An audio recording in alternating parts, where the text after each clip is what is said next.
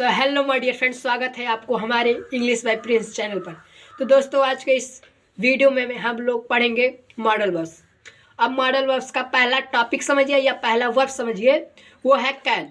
तो दोस्तों, आज के इस वीडियो में आपको कैन से रिलेटेड हर एक टॉपिक बताऊंगा। उसके साथ में आपको अन्य वर्ड कैसे कैन के साथ जोड़कर किस तरह से काम करते हैं उनका यूज़ बताऊंगा और उनका अर्थ क्या हो जाता है बाद में, वो सब आज के इस वीडियो में मैं आपको बताऊंगा। तो ऐसा ही आप हमारे वीडियो के साथ बने रहिए। तो चलिए शुरू करते हैं आज का वीडियो। मॉडल वर्ब्स का पहला टॉपिक या पहला वर्ब समझिए, कैन। कैन मतलब क्या होता है? सकता या सकना। और कैन का यूज कहाँ होता है? कैन का यूज होता है प्रेजेंट टेंस के लिए। समझ में आ गया? अब कैन का यूज क्या भाव व्यक्त करता है? तो देखिए, can is use to express power, capacity, ability. मतलब कैन जो है वो शक्ति, क्षमता एवं योग्यता क्या करता है? एक्सप्रेस करता है, व्यक्त करता है। अब जैसे पावर किस तरह से व्यक्त करता है? तो देखिए एग्जाम्पल में है I can break the stone, मतलब मैं पत्थर तोड़ सकता हूँ। तो यहाँ पे पावर तो है, आपके पास हिम्मत है तभी तो आप तोड़ देंगे पत्थर, नहीं तो कैसे तोड़ पाएंगे। अब दूसरा एग्जाम्पल एबिलिटी के लिए कैसे यूज होगा? तो देखिए आई कैन लर्न इंग्लिश, मैं अंग्रेजी सीख सकता हूँ। अब इसमें क्या योग्यता है आपके पास? कोई वो मेंटल बॉय आके थोड़ी ना सीख जाएगा, आपके पास योग्यता है तब आप इंग्लिश सीख सकते हैं। अब एग्जाम्पल तीसरा है this bottle can contain 1 litre water, मतलब इस वाटर में 1 लीटर पानी आ सकता है। तो क्या इसकी कैपेसिटी है 1 लीटर भरने की, तभी तो आ जाएगा। पावर थोड़ी ना है कि पावर है 1 लीटर 2 लीटर कर लेंगे, उसकी कैपेसिटी 1 लीटर भरने की है तो 1 लीटर भरेंगे। अब ये तो था यूज समझाने वाला। अब यहाँ से शुरू हो रहा है स्ट्रक्चर। तो देखिए पहला है अफर्मेटिव। अब अफर्मेटिव मतलब होता है साधारण वाक्य। अब साधारण वाक्य में कैन किस तरह से यूज होता है? तो देखिए सबसे पहले स्ट्रक्चर बता रहे हैं।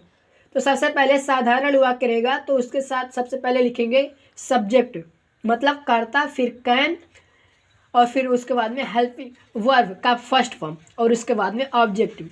जैसे एग्जांपल में है राम खाना खा सकता है, राम खाना खा सकता है, तो यहाँ साधारण की तरह यूज हुआ है। तो इसका कैसे यूज होगा? तो देखिए सबसे पहले सब्जेक्ट लिखेंगे, सब्जेक्ट क्या है? राम। फिर उसके बाद में कैन यूज करेंगे, फिर क्या काम कर रहा है? तो खाने का काम कर रहा है, तो ईट हो गया, फिर द फूड, ये हो गया साधारण का। अब निगेटिव यानी नकारात्मक। नकारात्मक का किस तरह से यूज होगा? तो देखिए स्ट्रक्चर है सब्जेक्ट, फिर उसके बाद में कैन और नॉट, वर्ब का फर्स्ट फॉर्म, ऑब्जेक्ट। दोनों एक ही तरह से है, केवल यहाँ कैन के बाद कैन और वर्ब के बीच में नॉट यूज कर दी है और ये नकारात्मक हो गया है। अब एग्जाम्पल है राम खाना नहीं खा सकता है, तो ठीक वैसे ही रहेगा। सबसे पहले यूज करेंगे सब्जेक्ट यानी कर्ता। कर्ता क्या है? राम, राम हो गया। फिर उसके बाद में कैन, कैन लिख दिया, फिर नॉट, ईट द फूड, ये हो गया निगेटिव। अब इंट्रोगेटिव, इंट्रोगेटिव का मतलब होता है प्रश्नवाचक वाक्य। अब प्रश्नवाचक वाक्य दो तरह से होते हैं, एक तो होता है जिसका उत्तर हाँ या ना में आए, और एक वो होता है जिसका उत्तर कारण में आए। तो ये पहला वाला है हाँ या ना वाला। तो हाँ या ना में होगा, सबसे पहले उसका स्ट्रक्चर है कैन लिखेंगे, फिर उसके बाद में सब्जेक्ट, वर्ब का फर्स्ट फॉर्म, ऑब्जेक्ट, और लास्ट में क्वेश्चन मार्क, क्योंकि यही शो करता है कि यहाँ प्रश्न पूछा जा रहा है। समझ में आ गया? अब यहाँ एक चीज़ गलत हो गया था, ये रहेगा क्या राम खाना खा सकता है? तो इसका होगा सबसे पहले कैन यूज करेंगे, can Ram eat the food, और लास्ट में क्वेश्चन मार्क। अब डबल इंट्रोगेटिव यानी इसका उत्तर कारण में बताया जाए, तो इसका स्ट्रक्चर है क्वेश्चन वर्ड और कैन सब्जेक्ट, वर्ब का फर्स्ट फॉर्म, ऑब्जेक्ट, और लास्ट में क्वेश्चन मार्क।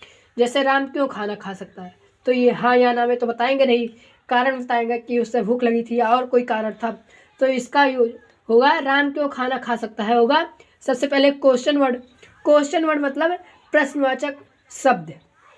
तो क्यों है? तो क्यों का मीनिंग क्या होता है? व्हाई। फिर उसके बाद में कैन, फिर राम ईट द फूड,